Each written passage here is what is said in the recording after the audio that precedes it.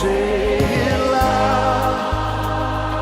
Say it loud. Say it clear. Come on, say it clear. Welcome back to The Living Years. This is the third of 4 episodes about the films of 1977. And here are my top 20 favorites. At number 20 is The Littlest Horse Thieves.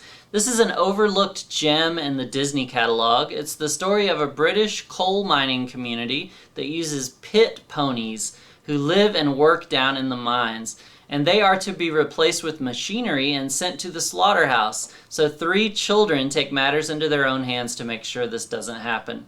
The mine itself was the star of the show, in my opinion. Dark, filthy, labyrinthine, and claustrophobic. The Greatest is in the 19th spot, a scripted drama about the life of Muhammad Ali, starring Muhammad Ali. I imagine the conversation went something like, "I'm the greatest and nobody can play the greatest but me." His personality makes up for the lack of acting experience that he brought to the table, and I was quite surprised to discover that The Greatest Love of All, which Whitney Houston would later make famous, was originally written as the theme song for this movie.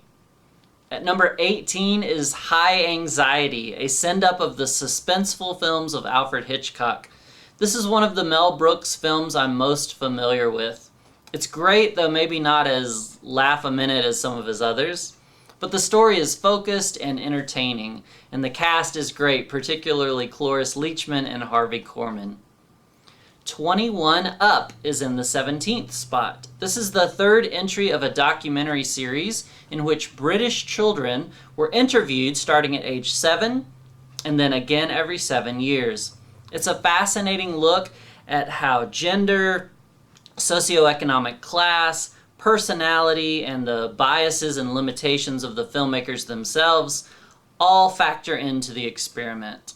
And the subjects themselves are quite endearing. I look forward to checking in on them again in 1984. At number 16 is Kentucky Fried Movie from the team that later created the Airplane and Naked Gun films. Much like George Carlin at number 29, they had not yet reached their full potential, so this early piece is a mixed bag of hits and misses, but when it's funny, it's real funny. Number 15 takes us into drastically different territory with Franco Zeffirelli's televised miniseries, Jesus of Nazareth. As a career-long church worker, I have plenty of exposure to films about Jesus.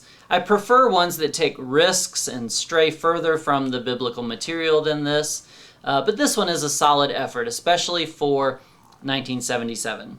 The stellar, mostly British and Italian cast is a who's who of famous actors. James Bond is at number 14 with The Spy Who Loved Me. Roger Moore does a great job in his third of 7 times in the lead role.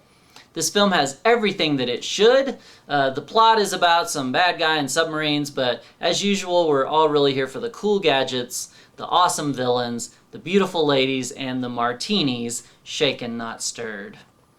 Lucky number 13 is The Hobbit. This delightful animated adaptation of the Tolkien fantasy novel is a trim 78 minutes, as opposed to Peter Jackson's more recent 472-minute trilogy. It was made for TV and features fun little songs scattered throughout the story. It manages to capture all the important moments and sets a great tone throughout. My 12th favorite film of 77 was the second highest grossing film of the year, and that's Smokey and the Bandit. Surprisingly, I'd never seen this movie until a few years ago when Burt Reynolds passed away. But since I am of the Dukes of Hazzard generation, I'm more than willing to go all in on a movie that's essentially an hour-and-a-half car chase. It's such a product of its time with the CB radios, the fast cars, and Burt Reynolds' mustache. In the midst of watching all the very important films on all the critics' lists, Smokey and the Bandit was a breath of fresh air.